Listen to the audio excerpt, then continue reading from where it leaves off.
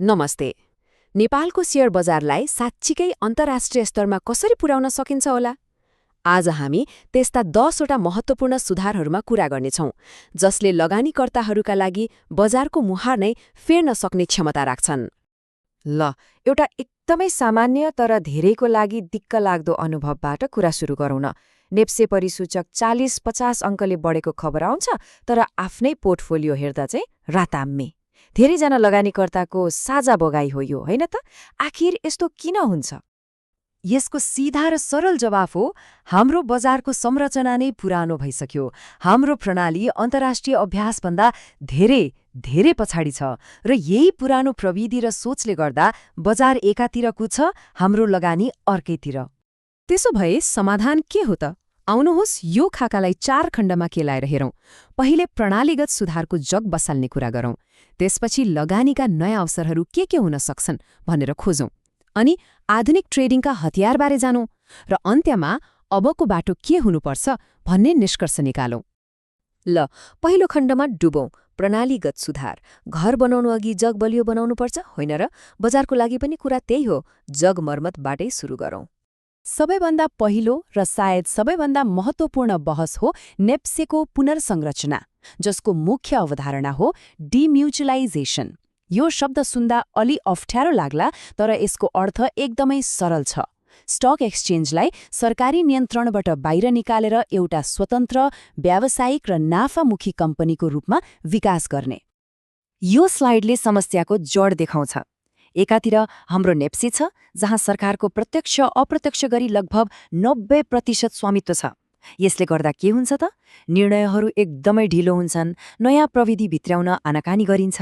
अर्कोतिर भारतको एनएससी होस् वा बङ्गलादेशको डिएससी, ती सबै व्यावसायिक र स्वतन्त्र संस्था हुन्, जसले बजारलाई छिटो, छरितो र गतिशील बनाउँछन्।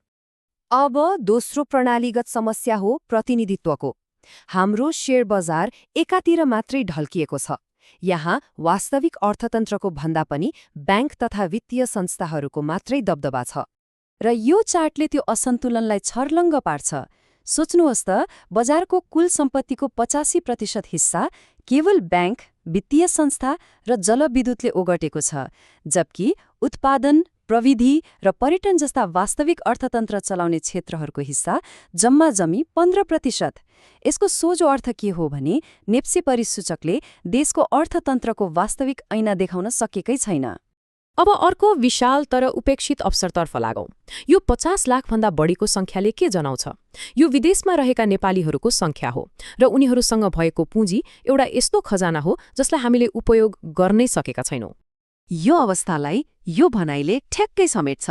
यो निष्क्रिय पुँजीको एउटा ठूलो भण्डार हो जसलाई उपयोग नै गरिएको छैन।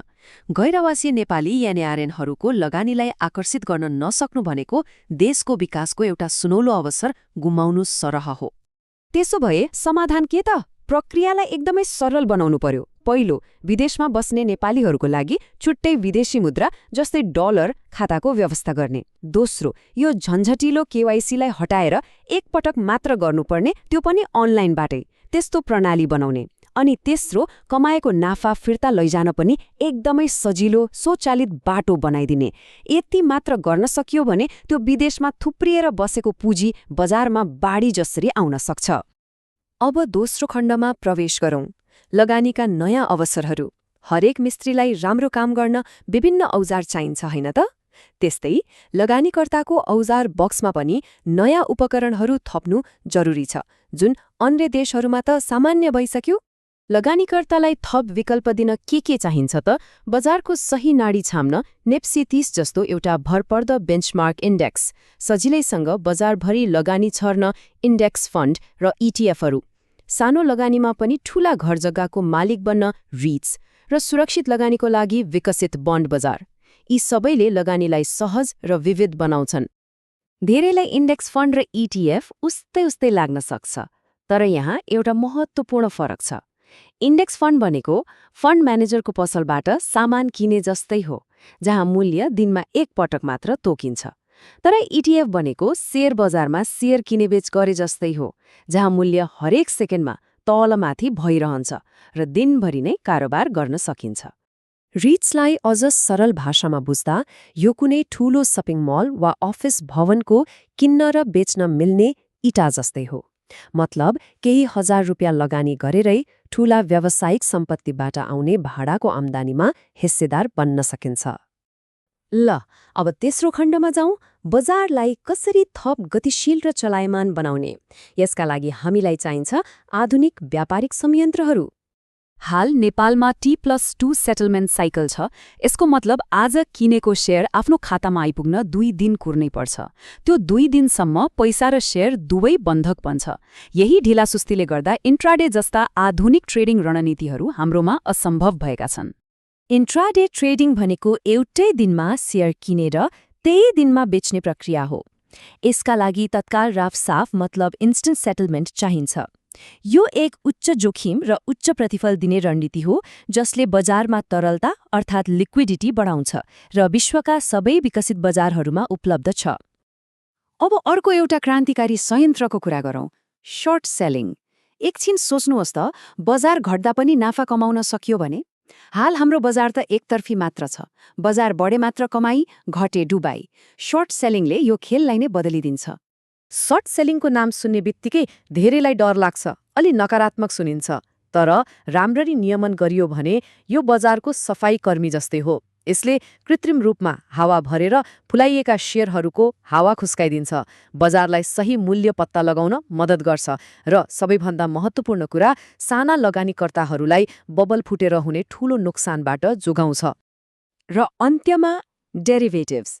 फ्युचर्स र अप्सन जस्ता यी उपकरणहरू लगानीको रक्षा कवच जस्तै हुन्।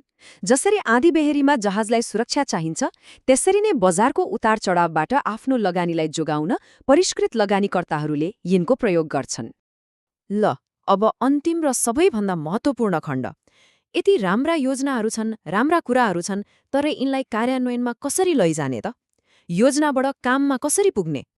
सुधारका कुराहरू भाषणमा, घोषणापत्रमा धेरै सुनिन्छन्, तर यो भनाइले हाम्रो वास्तविकतालाई तीतो तरिकाले दर्शाउँछ। घोषणापत्र र कार्यान्वयन बीचको दूरी। योजनाहरू कागजमा बन्छन्, तर तिनलाई व्यवहारमा उतार्ने इच्छा शक्ति सधैँ कमजोर रहन्छ। त्यसो भए साँचो परिवर्तन कसले ल्याउँछ त? नेताले?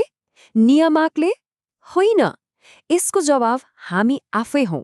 एक शिक्षित र सचेत लगानीकर्ता, जसले सही प्रश्न सोध्छ, जसले नीति नियम बुझ्छ र जसले नियामक निकायसँग जवाबदेहिता माग्छ, उही नै पुँजी बजारको वास्तविक परिवर्तनको सम्वाहक हो। बलियो बजारको जग भनेको सूचित र सचेत लगानीकर्ता नै हो। त्यसैले यो सबै विश्लेषणपछि एउटा गम्भीर प्रश्नमा घोत्लिन आवश्यक छ। हाम्रो यो बजारको भविष्य कोर्नमा हाम्रो भूमिका के हुने त? हामी केवल किनारामा बसेर रमिता हेर्ने दर्शक मात्रै बन्ने कि परिवर्तनको हिस्सा बन्ने?